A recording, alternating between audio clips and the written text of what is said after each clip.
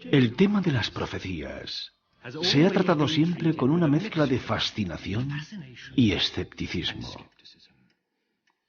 Curiosamente, los profetas o videntes jamás han conseguido credibilidad en su propia tierra. A la persona que afirma ver el futuro se la mira con desdén y desconfianza. Solo la historia puede arrojar luz sobre las predicciones. Para bochorno de los adivinos, las profecías quedan lejos de coincidir con los hechos que predicen. Pero existe una excepción a esa regla. Un hombre cuyas profecías fueron ratificadas durante su vida y han sobrevivido a la prueba del tiempo. El vidente más importante de todos los tiempos se llama Nostradamus. Muchas de sus profecías sobre guerras, hambre, tiranía y cataclismos enormes resultan aterradoras. Pero lo más aterrador es la precisión de las mismas.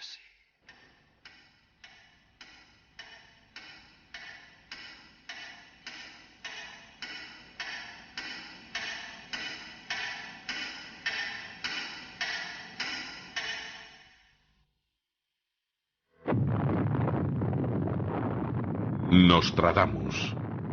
Su nombre resulta inseparable de visiones del fin del mundo, del Armagedón. Predijo el destino de continentes, naciones y personas.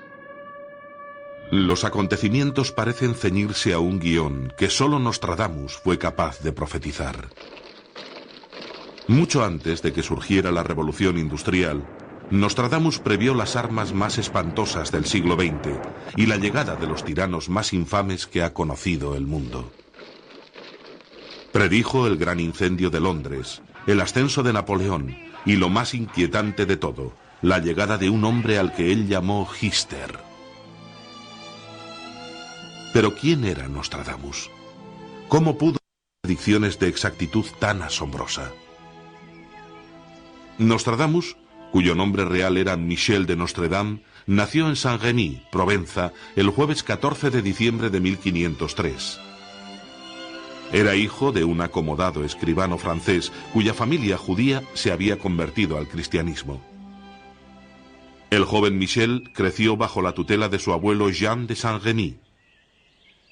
Este era médico y astrólogo y supervisó personalmente la educación de su nieto. Michel estudió matemáticas e idiomas, incluyendo griego, latín y hebreo. Le consumía la pasión por el arte y la literatura, pero también aprendió a recoger y preparar hierbas para uso medicinal en forma de pomadas y pócimas. Una circunstancia iba a marcar su vida para siempre. Siendo aún muy joven, aprendió a utilizar el astrolabio, un instrumento que se usaba para practicar la astrología, pues servía para predecir la posición de los planetas. Durante el siglo XVI la astrología y la astronomía se consideraban todavía disciplinas complementarias. La medicina estaba también muy influenciada por la creencia popular en la magia. Los médicos y curanderos de aquella época basaban sus diagnósticos parte en el análisis de la orina y parte en la astrología. Así que tenían un cierto carácter astrológico. En aquella época se fabricaban también gran cantidad de almanaques. Almanaques anuales que predecían sobre todo el tiempo, pero también acontecimientos militares y políticos. Sobre todo el tiempo, porque se estaba al inicio de la pequeña edad de hielo europea. Los inviernos se estaban haciendo heladores y los veranos más cortos. No crecían las cosechas y los campesinos morían por miles. La peste azotaba las ciudades, había enfermedad, guerra y hambre. De hecho, estaban presentes los 4 jinetes del apocalipsis. Todos creían que se acercaba el fin del mundo. Era una buena época para las profecías. Esa mezcla de misticismo y ciencia iba a conformar el destino de aquel joven cuyo anhelo por ampliar conocimientos le llevó a acudir a la Universidad de Aviñón. Durante su estancia en la Universidad de Aviñón se decía de él que era con mucho el alumno más inteligente. Casi 100 años antes de Galileo desconcertó a sus compañeros de estudios afirmando que la Tierra era redonda. En aquella época, ni las mentes más avanzadas habían comenzado siquiera a intuir la posibilidad de una afirmación tan radical. Ni qué decir tiene que un estudiante tan superdotado superó sin problemas la universidad y tardó poco en titularse en medicina. Obtuvo el título en el momento justo. Nada más abandonar la universidad se desató la peste en la ciudad y el joven Nostradamus tuvo que practicar su ciencia con las víctimas de la peste. Trabajó con ahínco con los infectados y gracias a su arrojo y conocimientos salvó muchas vidas. Desde ese momento su fama comenzó a propagarse y se empezó a hablar también de los extraordinarios remedios que había creado basándose en sus propias fórmulas. Cuando la peste remitió, Michel regresó a la Universidad de Aviñón para ampliar sus estudios en ciencia y astrología. Pero la vida universitaria no estaba hecha para él. Le resultaba imposible aceptar la estrechez de miras del mundo académico. Frustrado, se echó a los caminos y se convirtió en médico ambulante. Esos caminos se iban a convertir en compañeros habituales de su vida. Durante 2 años, Nostradamus viajó por Languedoc y Provenza, atendiendo a gente de toda condición social. Llenaba las muchas horas de soledad de sus viajes leyendo sobre una amplia gama de temas. Fue entonces cuando comenzó a leer trabajos sobre ciencias ocultas. En 1533, Nostradamus decidió asentarse. En Agen conoció y se casó con su primera esposa. Pero la tragedia no iba a tardar en seguir sus pasos. La misma peste que había combatido con éxito se cobró la vida de su mujer y 2 de sus hijos. Con el corazón destrozado, regresó a la vida ambulante. Respecto a los primeros años de la vida de Nostradamus, hay 1 o 2 cosas que podemos afirmar con seguridad razonable. Sabemos, por ejemplo, que estudió medicina y filosofía. Sabemos también que poseía una habilidad notable como médico, algo que se hizo muy famoso durante sus viajes por las zonas rurales, atendiendo a las víctimas de la peste. Sabemos igualmente que inventó sus propios medicamentos y que mostraba gran interés por asuntos como la perfumería, etc. Estos temas son sobradamente conocidos. Por otro lado, hay varios aspectos de sus primeros años, especialmente de los de su juventud, que permanecen confusos, y los historiadores discrepan en detalles importantes de dicho período. Por ejemplo, algunos historiadores afirman que sus 2 abuelos fueron médicos y astrólogos notables, mientras que otros les atribuyen un origen mucho más humilde. Hay quien afirma que su abuelo paterno era comerciante de grano. Así que no es erróneo afirmar que la primera época de la vida de Nostradamus está envuelta en misterio, algo que contribuye a aumentar su fama. Michel de Nostredame pasó los 8 años siguientes viajando entre Francia e Italia. Fue en esta época cuando hizo la primera de sus predicciones extraordinarias. Nostradamus se encontró en el camino con un grupo de frailes, desmontó de su mula y se arrodilló ante uno de ellos. El hombre ante el que Michel se arrodilló era de origen humilde, había sido porquero. Pero 10 años después de la muerte de Nostradamus, aquel fraile humilde se convirtió en el Papa Sixto V. El don de clarividencia de Michel había comenzado a manifestarse. Durante el año 1544 volvió a entregarse al trabajo con los afectados por la peste en Marsella. 2 años más tarde hizo lo mismo en Aix-en-Provence. Más tarde hubo un brote de tosferina en Lyon. En una época en la que los conocimientos médicos estaban en sus albores, los métodos higiénicos de Nostradamus pueden considerarse sin duda visionarios. El éxito de su insistencia en aspectos tan básicos como el ventilar las estancias y hervir el agua le proporcionaron el agradecimiento de la gente y el aumento de su fama. Los agradecidos ciudadanos de Lyon recompensaron su esfuerzo con una bolsa de oro. Detalle típico de Nostradamus, distribuyó el oro entre los pobres. Quizá gracias a su don de clarividencia había previsto que los mandatarios municipales de Aix-en-Provence iban a ofrecerle una pensión vitalicia que aceptó con gratitud. En 1547 se estableció en Salon de Crau y se casó por segunda vez.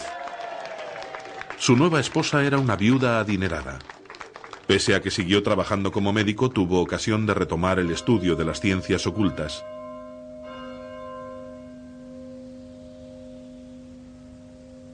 La primera obra publicada por Michel de Nostredame fue un libro de recetas para elaborar cosas tan diversas como conservas, cosméticos y filtros de amor. Contenía también la poción que en cierta ocasión había prescrito a un obispo. Esta poción devuelve la juventud al hombre y destierra la melancolía y la timidez, reemplazándolas por audacia y alegría. Si la barba de un hombre se está volviendo gris, retrasa el proceso de envejecimiento. Previene también los dolores de cabeza y el estreñimiento y multiplica su esperma hasta tal punto que el hombre puede disfrutar del placer marital con tanta frecuencia como desee, sin perjuicio para su salud.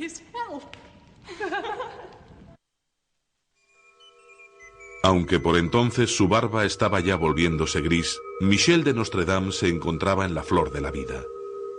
El erudito Jean-Aimé de Chavigny quedó tan impresionado con la sabiduría del médico que se hizo alumno suyo. En su obra La vida de Nostradamus, de Chavigny describe al hombre que conoció.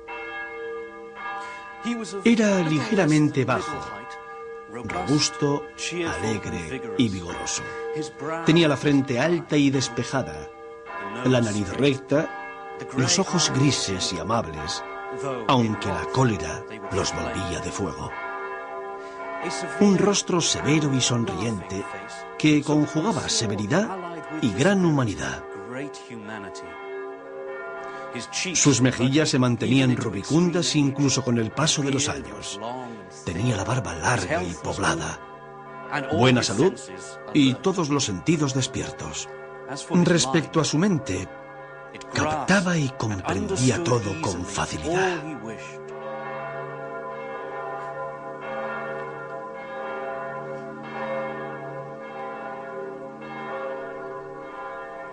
Durante aquella época, Michel de Nostredame se sumergió en el estudio de un libro extraño que había adquirido durante sus viajes, De Mysteris Egyptorum.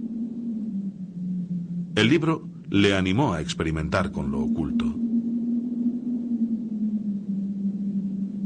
Animado por su éxito, comenzó a escribir sus visiones. El resultado de su trabajo fue la primera parte de lo que se conoce como las centurias, y tardó 4 años en realizarlo. Se publicó el 4 de mayo de 1555, firmado con la versión latinizada de su nombre que nos resulta familiar, Nostradamus.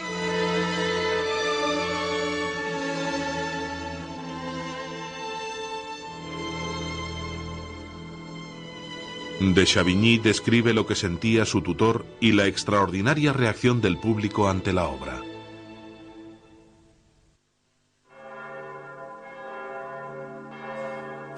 Previendo las transformaciones y cambios que iban a producirse en Europa, e incluso las sangrientas guerras civiles y los problemas perniciosos que se acercaban de forma inexorable a este reino de Francia, lleno de entusiasmo y absorto en una especie de locura, se dispuso a escribir sus centurias.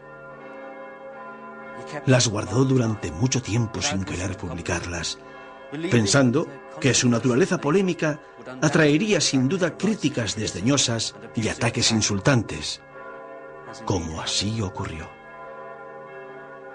Al final, empujado por el deseo que sentía de ser útil al pueblo, las publicó. Se convirtieron inmediatamente en el tema de conversación de Francia y del resto de Europa occidental. Las profecías de Nostradamus han quedado finalmente recopiladas en 10 libros independientes. Cada uno de dichos volúmenes contiene 100 cuartetos o versos de 4 líneas. Escribió las predicciones en verso, y con el fin de evitar la persecución religiosa, que era muy frecuente en la época, escribió los versos en un lenguaje ambiguo que llega a resultar críptico. Usó varios idiomas y empleó inteligentes juegos de palabras, y como medida de precaución añadida, nunca ordenaba por orden cronológico los acontecimientos que predecía. En el prefacio de su primera obra, dedicada a su hijo César, Nostradamus dejaba entrever su motivo para escribir de esa forma.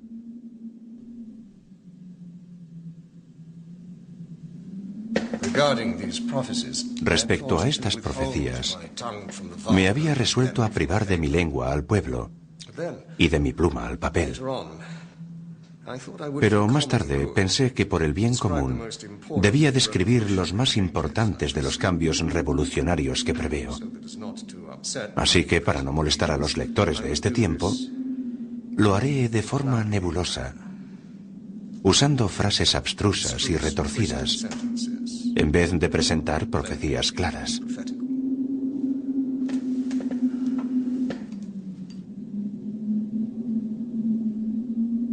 Nostradamus utilizó todos los métodos de predicción que tenía a su alcance. Eso incluía la alquimia, las predicciones matemáticas y las tablas astrológicas. Sus vastos conocimientos y sus aptitudes para las matemáticas le permitían usar con facilidad estos sistemas tan complicados. No usaba artimañas en la astrología, pero parece que sí las había en su forma de usar la astrología en las profecías. Hacía lo siguiente: si analizas un hecho pasado, como el asesinato de Julio César, por ejemplo, y descubres la posición que ocupaban los planetas en aquel momento, como la astrología es cíclica, puedes calcular cuándo volverán a estar los planetas, o al menos los más importantes, en la misma posición en el futuro. Podría ocurrir el asesinato de otro Julio César. Curiosamente, los planetas estaban más o menos en la misma posición el día después del asesinato de John Kennedy. Hay algunas historias de su juventud que parecen sugerir que poseía una cierta capacidad de clarividencia. Hay dos principales que citan casi todos los historiadores. La primera es la que hace referencia al porquero que se convirtió en el Papa Sixto V. En la segunda, que es mi favorita, se habla de dos cerdos, uno blanco y otro negro. Según el relato, Nostradamus estaba en una casa ajena, y el anfitrión, para probar a Nostradamus, le preguntó cuál de los dos cerdos se comerían esa noche. Nostradamus dijo que el negro, porque al blanco se lo iba a comer un lobo. El anfitrión, para engañar a Nostradamus, hizo que sacrificaran al cerdo blanco para servirlo en la cena. Según el relato, apareció un lobezno y devoró el cadáver del cerdo antes de que pudieran servirlo. Así que Nostradamus volvió a tener razón. Sin embargo, el método más importante usado por Nostradamus fue la adivinación, una técnica que él mismo intenta explicar en los dos primeros cuartetos de la Centuria número 1. Sentado de noche solo en mi estudio secreto, colocado sobre el trípode de bronce, una débil luz surge del vacío y hace prosperar lo que no ha de creerse en vano. La varita en la mano se coloca entre las patas del trípode. Con un poco de agua, él rocía el ruedo de su ropa y su pie. Una voz, miedo, tiembla en su bata. Divino esplendor. El Dios se sienta cerca. Típico en él, describe su método de forma vaga y ambigua. Es probable, sin embargo, que usando el método descrito en De Mysteris Egyptorum, contemplara un recipiente lleno de agua. De forma parecida a mirar una bola de cristal, este sistema puede que le permitiera entrar en un trance profundo a través de la meditación. Es casi seguro que utilizaba encantamientos y ritos también mencionados en De Mysteris Egyptorum. Esto le permitía conjurar espíritus reales o imaginarios que le dictaban profecías. Muchas de estas visiones, pese a que Nostradamus las presentaba de forma enigmática y confusa, resultan aterradoras.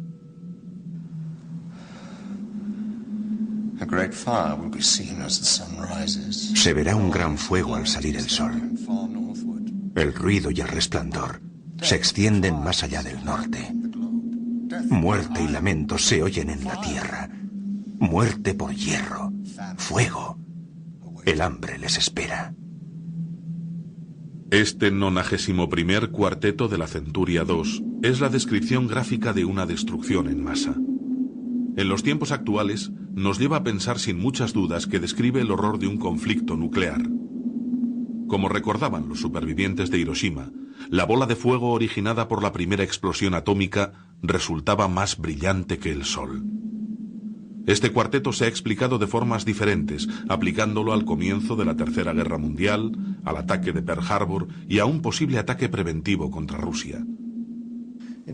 En la mayoría de las profecías en verso de Nostradamus, es difícil decir en cuántas, pero yo diría que en más del 90% se puede estar bastante seguro de lo que dice. Si tenemos en cuenta la forma de hablar de la época, el uso de las palabras latinas que toma prestadas y teniendo en cuenta cómo estructuraba sus frases. Hay quizá un 10% en las que resulta difícil saber si es el hombre quien muerde al perro o el perro quien muerde al hombre, porque puede que utilice un sentido poético. Hay casos en los que existe cierta duda respecto al significado, aunque lo que hay en torno al significado es por lo general bastante claro. En la mayoría de los casos es posible estar bastante seguro de lo que decía, sin ser demasiado preciso. Pese a la vaguedad de muchos cuartetos, la innegable e incluso espectacular precisión de sus profecías hace que resulte imposible ignorarlas. Una profecía clara preocupó al rey de Francia, lo que acabó por convertir a Nostradamus en una leyenda viva. Nostradamus era un hombre cuidadoso. En una época en la que se perseguía a los profetas, puso mucho cuidado en evitar molestar a personajes importantes o influyentes, refiriéndose a ellos de forma específica. Sabía que al menos uno de sus contemporáneos, un conocido astrólogo llamado Luca Guarico, había sido torturado por un noble como castigo por predecir una desgracia que efectivamente le aconteció. La reina Catalina de Medici llamó a Nostradamus a la corte y le preguntó por un cuarteto de las centurias que aparentemente predecía la muerte de su esposo Enrique II. Al viejo, en el campo de batalla, en un solo combate. Perforará sus ojos en la caja de oro. 2 heridas en una. Sufrirá una muerte cruel. Los hijos del rey se iban a convertir en reyes. Su padre murió en un torneo, exactamente como había predicho Nostradamus. Una lanza atravesó la celada de su casco. El rey siente pasión por los torneos. Sus duelos con escudo y lanza marcaron incluso los festejos por el matrimonio de su hija, ¿no es cierto? A ese respecto, sugeriría que el rey participara en menos duelos. Vuestra Majestad, con toda seguridad, vuestros hijos serán todos reyes. No fue simplemente la diplomacia la que disuadió a Nostradamus de realizar la profecía de forma más elaborada. Los hijos de la reina no iban a convertirse en reyes de reinos diferentes como la reina quizá esperaba. Fueron todos reyes efímeros de Francia, en una rápida sucesión de muertes y coronaciones. Sus reinados fueron violentos y sangrientos, y nadie lamentó sus muertes. La profecía sobre un hecho posterior fue mucho más precisa.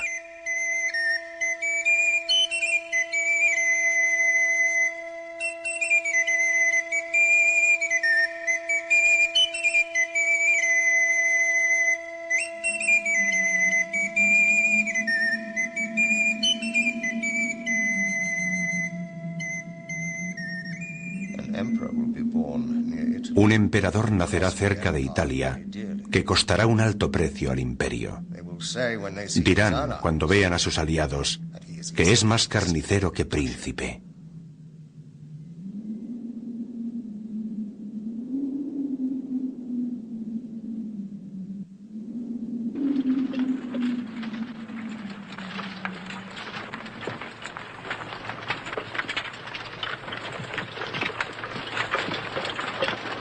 Napoleón, el primer emperador de Francia, nació en Córcega. Su ambición costó miles de vidas y vació las arcas de Francia para sufragar una campaña infructuosa para conquistar el mundo. Nostradamus hace referencia a él en numerosas ocasiones a lo largo de sus centurias. Se cree que Napoleón es el primero de los 3 anticristos que atormentarán al mundo.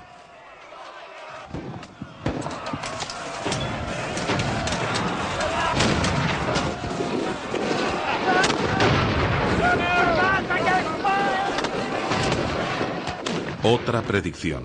Cuarteto 44, Centuria Segunda. Predice el desastre de la campaña rusa de Napoleón en 1812.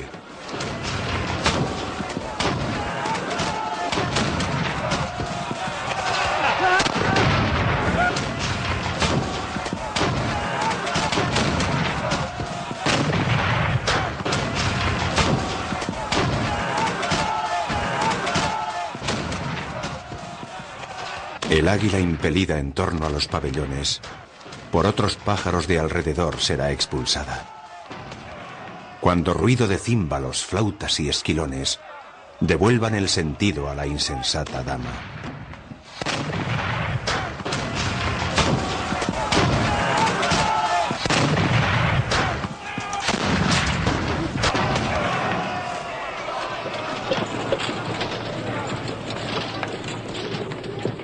El águila se interpreta como el águila napoleónica que llevaban los regimientos franceses.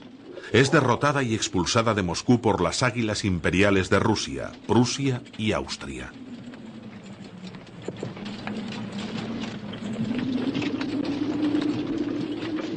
El cuarteto 86 de la Centuria 9 predice el final de las campañas de Napoleón.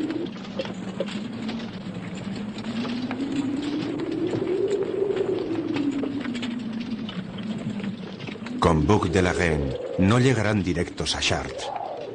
Acamparán junto al puente Antony. 7 jefes por la paz, cautelosos como martas, entrarán en París, separados de su ejército.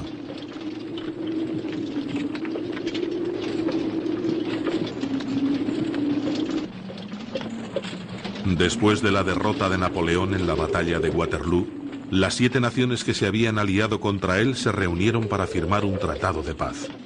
Cuando entraron en París, la guarnición francesa fue enviada a Chartres, como se profetizaba en el cuarteto.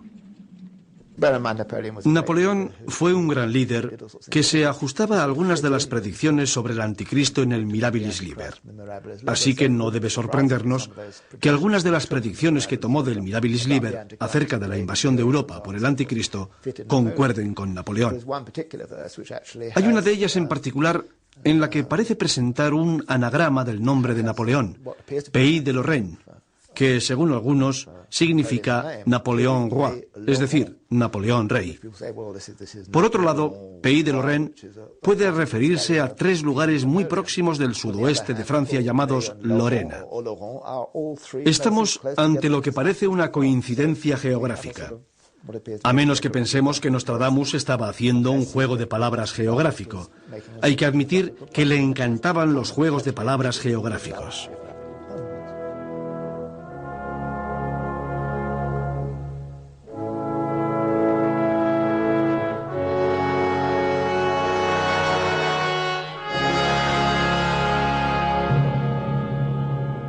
El que tiene derecho a reinar en Inglaterra será arrojado del trono. Su consejero, abandonado a la furia del pueblo. Sus partidarios le seguirán en un camino tan abyecto que el usurpador se convertirá en protector. Un carnicero más que un rey gobierna Inglaterra. Un hombre de baja cuna se hará con el poder por la fuerza. De moral relajada, sin fe ni ley, hará sangrar a la tierra. La hora está tan cerca que respiro con dificultad.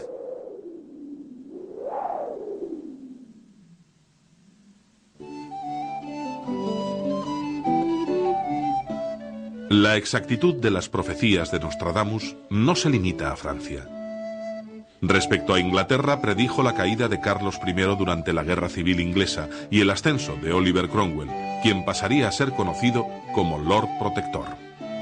Escrita casi 100 años antes de los hechos que describe, la predicción de Nostradamus resulta sobrecogedora por la precisión de sus detalles. Quien tiene derecho a reinar en Inglaterra es obviamente Carlos I. El consejero es claramente Thomas Wentworth. Y el usurpador no puede ser otro que Oliver Cromwell, que se convirtió en Lord Protector tras la muerte de Carlos I. Es bien conocido que Cromwell llegó a hacerse con las riendas del gobierno, pese a ser de origen relativamente humilde.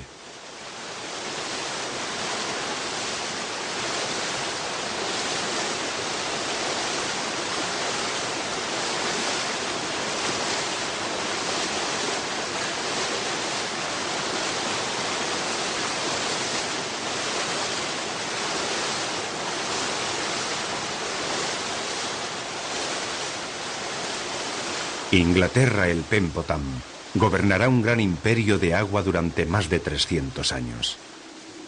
Grandes ejércitos pasarán por mar y tierra. Los portugueses no estarán satisfechos.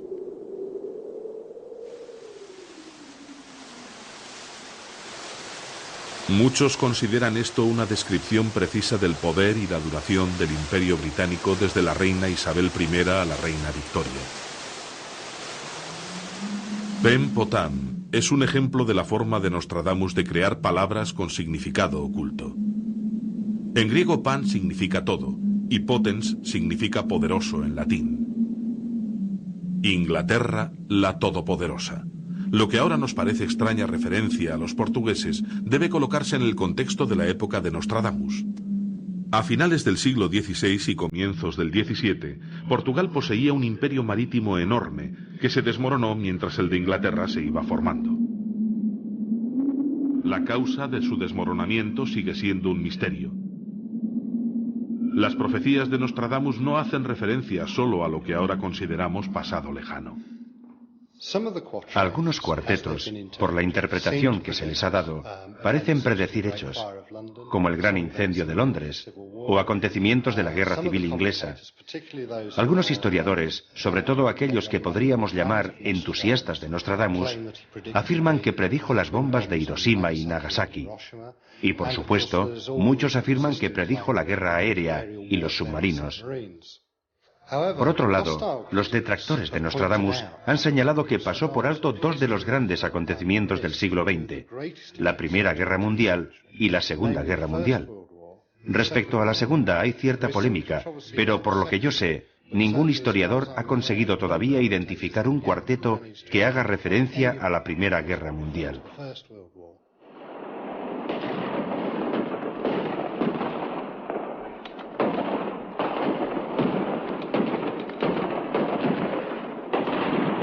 Considerando que muchas de las profecías que hizo Nostradamus se referían a su país natal, Francia, y considerando que Francia sufrió de forma terrible durante la Primera Guerra Mundial, parece extraño que no incluyera a la Primera Guerra Mundial entre las predicciones que hizo relacionadas con Francia.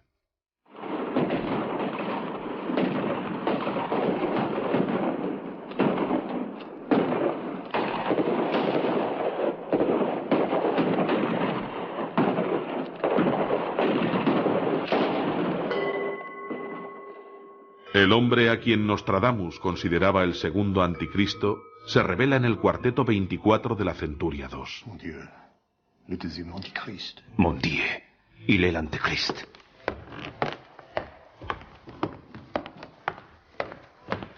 Bestias salvajes hambrientas cruzarán los ríos. La mayor parte del campo de batalla estará en contra de Hister. Arrastrará al líder en una jaula de hierro, cuando el hijo de Alemania no respete ley alguna.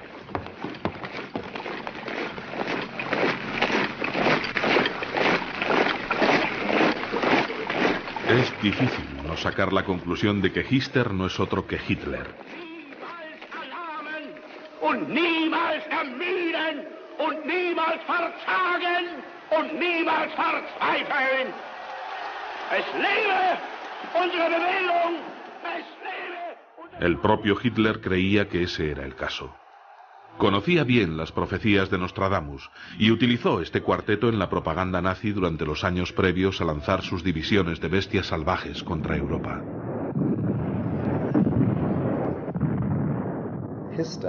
Hister era en aquella época, lo era desde los tiempos clásicos, uno de los nombres del Danubio, sobre todo de la parte baja del Danubio. En la mayor parte de las ocasiones en las que utiliza el término Hister, incluye también la palabra Rin, es decir, el Rin. El Rin y el Danubio fueron durante siglos la frontera nororiental del Imperio Romano. Acostumbra a tomar acontecimientos del pasado, y ese es el contexto en el que debe ser considerado.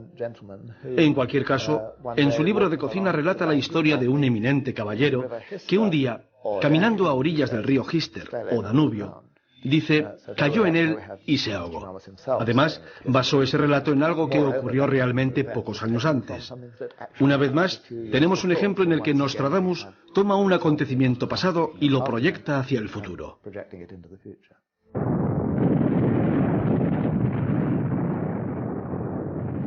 Por supuesto, la fascinación actual por Nostradamus gira en torno a las predicciones sobre nuestro futuro inmediato. En el cuarteto 46, Centuria Segunda, Nostradamus se refiere de forma explícita al milenio.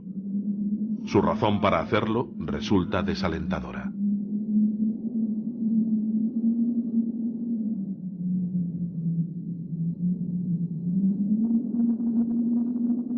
Después de un gran misterio para la humanidad, se acerca otro todavía mayor, cuando el gran ciclo de los siglos se renueve. Lloverá sangre, leche, hambre, guerra y enfermedad. En el cielo se verá fuego arrastrando una gran estela de brasas.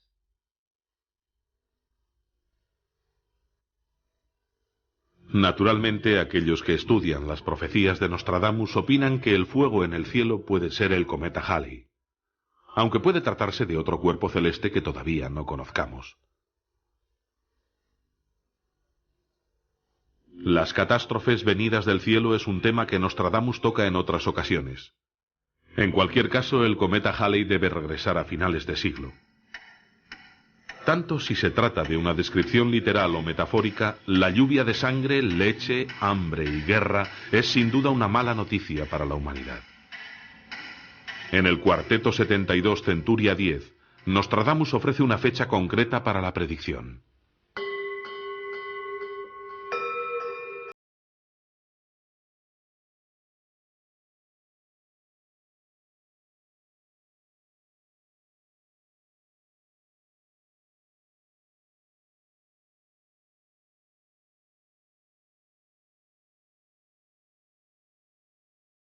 ...99 y 7 meses...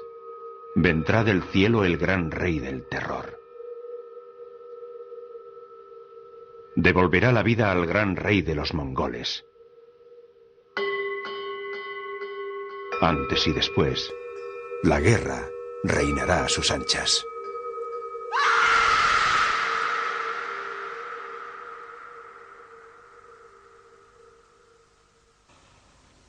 Mon Dieu.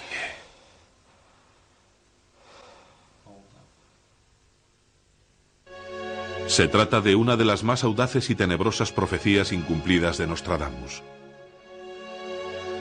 Algunos sugieren que este cuarteto se refiere a la aparición de un anticristo en Asia.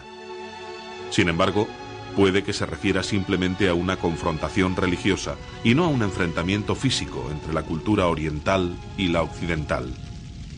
Pero muchos expresan su preocupación de que este cuarteto prediga a un tercer anticristo aún sin nombre. ¿Podemos estar seguros de ello? Nostradamus nos previene sobre ciertas cosas que podrían ocurrir. Nos avisa de forma especial de una invasión árabe o musulmana de Europa. No conviene olvidar que los musulmanes ya habían invadido Europa.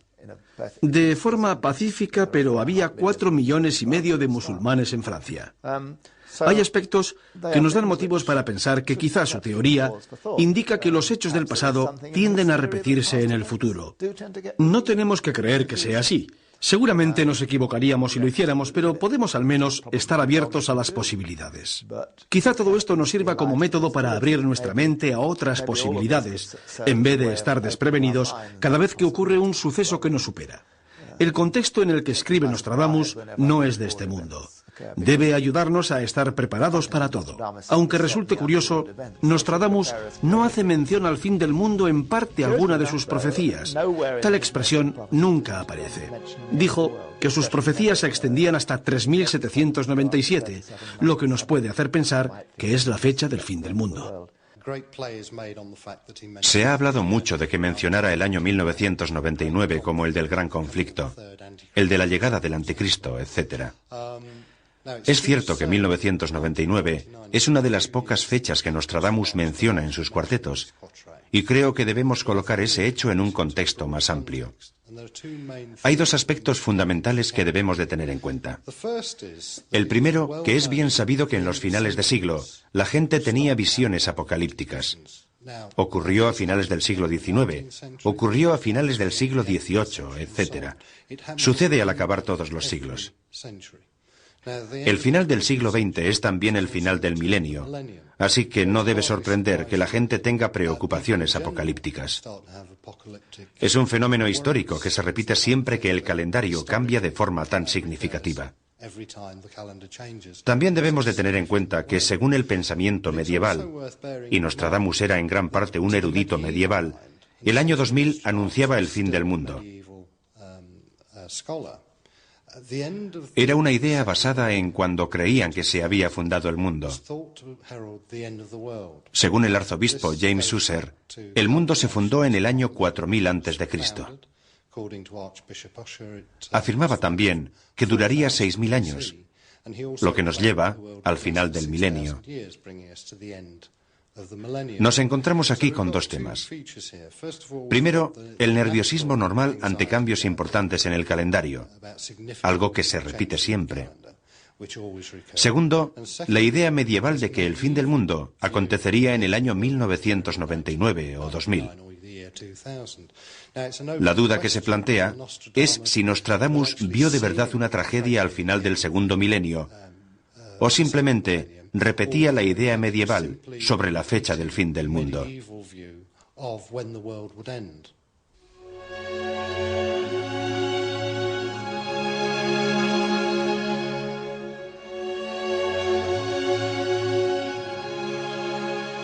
La mañana del 11 de septiembre, todo el mundo estaba convencido de que lo había predicho.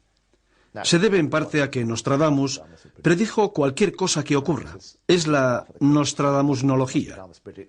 Durante la semana siguiente a los hechos, el principal grupo de noticias de Nostradamus en Internet recibió 8000 preguntas o comentarios al respecto. ¿Lo había predicho Nostradamus? Una de las preguntas era: ¿mencionó Nostradamus la ciudad de Nueva York? Respuesta: no. Tampoco mencionó la palabra York, como apareció en algunas versiones, todas en inglés, por cierto. Cuando decías: ¿puede proporcionarme la versión en francés?, nadie la encontraba. Algo muy significativo. La gente decía: debió al menos de mencionar América, pero no lo hizo. Solo menciona a América en la Centuria 10, Cuarteto 66. No conviene olvidar que él mismo dijo que la mayoría de sus profecías se referían a Europa, el norte de África y Oriente Próximo, Asia Menor. Solo 2 o 3 de los nombres geográficos empleados están fuera de esa zona. Y Nueva York no es uno de ellos. Alguien mencionó entonces la Centuria 6, verso 97, que habla del fuego del cielo que cae sobre la ciudad de Nueva York. Fuego que cae sobre la ciudad nueva a 45 grados. Por desgracia, Nueva York no está a 45 grados, sino a 41 y un poco. La forma característica de Nostradamus de usar los topónimos es descomponerlos en su significado. Al decir ciudad nueva, se refería a algún lugar cuyo nombre signifique precisamente eso. Por ejemplo, Villeneuve en Francia, Villanova en Italia o Villanueva en España. Incluso Nápoles, nombre de origen griego, Niápolis, que significa ciudad nueva. Hay un verso en el que hace referencia al Nápoles del Vesubio como la ciudad nueva. Pero Nápoles no está a 45 grados, tampoco concuerda. Algunas personas han dicho que 45 significa en realidad 44 grados, 5. Hay que señalar que en aquella época todavía no se usaba la coma. La gente entonces, por supuesto, replica: ah, pero era un profeta.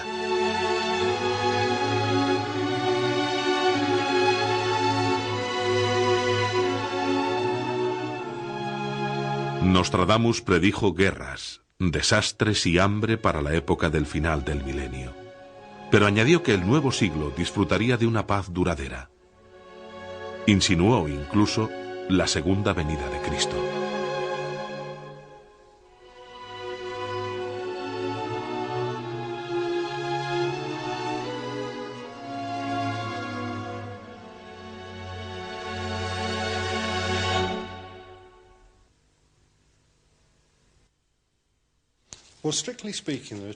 Al hablar de Nostradamus, debemos considerar dos temas independientes.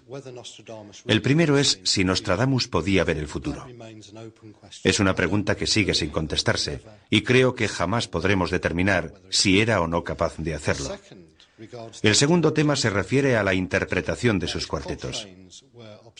Sus cuartetos eran muy poco claros, llenos de simbolismos y abiertos a múltiples interpretaciones. Los aciertos históricos que le han hecho famoso, sobre todo los que hacen referencia a la Revolución Francesa y a Napoleón, son aciertos históricos del pasado. La gente ha reinterpretado los cuartetos para que se adapten a los hechos que ha experimentado. Si examina varias interpretaciones de un mismo cuarteto, hechas por personas diferentes, comprobará que destacan aspectos diferentes. Estamos en manos de los intérpretes. Le pondré un ejemplo. Si dijera pausadamente, un paso pequeño para un hombre, pero un salto gigante para la humanidad, la huella permanecerá para siempre. El águila ha aterrizado. La mayor parte de la gente de esta época sabría con exactitud de qué estoy hablando. Hablo del primer hombre que pisó la luna. Pero si hubiera pronunciado esa frase en 1962, no habría tenido sentido alguno. Es una frase que la gente solo puede entender después de ocurridos los hechos. Creo que esa es exactamente la situación con respecto a las predicciones de Nostradamus. Muchas de ellas tienen sentido a posteriori, y algunas de ellas hay que darles muchas vueltas para admitir que se trata de verdad de predicciones históricas destacables. Así que lo que de verdad cuenta es la interpretación que se haga del cuarteto. Pondré otro ejemplo. Con frecuencia se pone mucho énfasis en los tres cuartetos que mencionan el nombre Hister. Los entusiastas de Nostradamus interpretan esos cuartetos como referidos a Adolf Hitler y los sucesos de la Segunda Guerra Mundial. Sin embargo, Robert Graves, que estudió esos mismos cuartetos, indica que Hister es una variante latina del nombre del río Danubio. Interpretó que esos cuartetos hacían referencia a la vida de Carlos V. Así que tenemos tres cuartetos que se puede decir que hacen referencia a hechos del siglo XX y a hechos del siglo XVI. Ese es el meollo del problema con Nostradamus. Si me preguntan, ¿predijo Nostradamus el futuro? Yo contestaría que sí, considerándolo de forma retrospectiva. Nostradamus dijo en 3 ocasiones, en la introducción de sus profecías, que no se proclamaba profeta. Dijo en el presente, lo que significa trabajo en el presente. Eso no quiere decir que no pudiera prever cosas. Opino que creía que podía prever cosas. También realizaba rituales en casa y afirmaba que sus profecías eran de inspiración divina. Eso no significa que Dios se las inspirara. Debemos recordar que se basaban en la astrología, lo que es, por definición, evaluar el pensamiento de Dios. Seguramente se basaban también en el Mirabilis Liber, que fue escrito por santos y teólogos, eminentes santos y teólogos de la Iglesia cristiana, que a su vez se basaron en la Biblia. Por estas 3 razones, decía que sus profecías eran de inspiración divina. Eso no quiere decir que Dios estuviera allí dictándole lo que iba a pasar.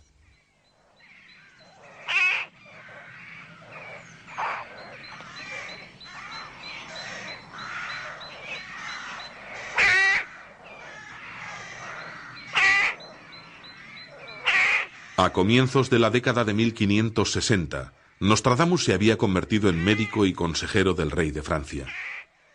Pero a mediados de 1556 su salud comenzó a debilitarse. El 1 de julio se metió en la cama y mandó llamar a un sacerdote para que le confesara y administrara la extrema unción. Dijo a de Chavigny que no volvería a ver la salida del sol. Nostradamus murió aquella noche. Ni qué decir tiene que uno de sus versos, publicado 2 años antes, predice la forma en que iba a morir.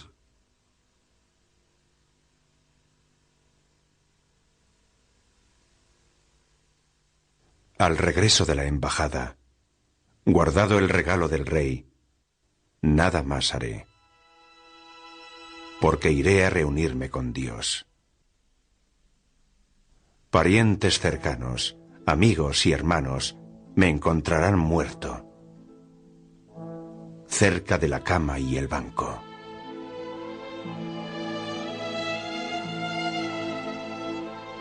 Fue enterrado en Provenza, en la iglesia de los Cordeliers, cerca del altar de Santa Marta. Sobre su lápida se grabó lo siguiente: aquí reposan los huesos de Michel Nostradamus, cuya pluma, casi divina, todos juzgan digna de trazar y transmitir a los hombres los acontecimientos futuros en toda la tierra según los influjos de los astros. Que la posteridad no perturbe su descanso.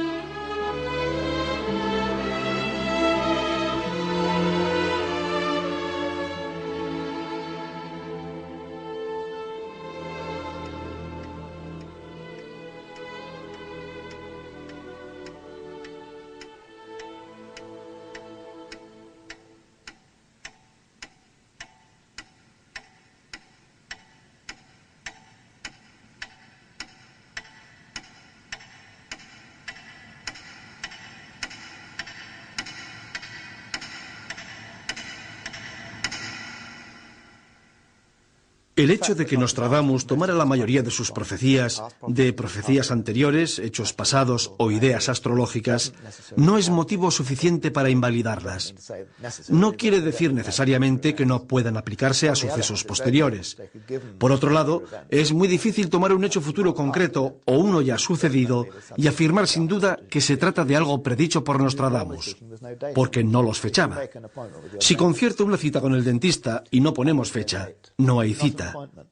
Aún así, la gente nos pide que tratemos lo que Nostradamus dice sobre el destino como si fueran citas. No lo son. Son comodines, eso lo sabemos. Y los comodines a veces encajan. Si se escriben 7.280 profecías, que son las que conocemos de Nostradamus, posiblemente haya muchas más que desconocemos. Es probable que se acierte en algunos temas.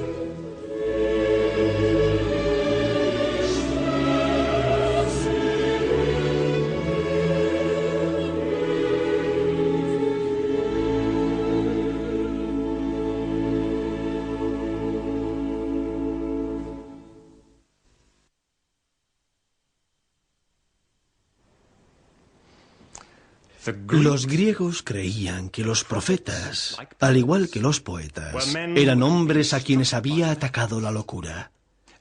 Pero se consideraba que era una forma especial de locura, un regalo especial del cielo, una de las mayores bendiciones que podía recibir el hombre. A los afectados de esa locura se les consideraba sagrados. Nostradamus combinó la loca adivinación del futuro con la cuerda previsión de sus conocimientos de artes y ciencias. A medida que vamos comprendiendo lentamente el mecanismo de la predicción y la precognición, ¿quién sabe los dones innatos que el hombre puede aprender a potenciar? ¿Quién sabe el uso que podrá hacer de ellos?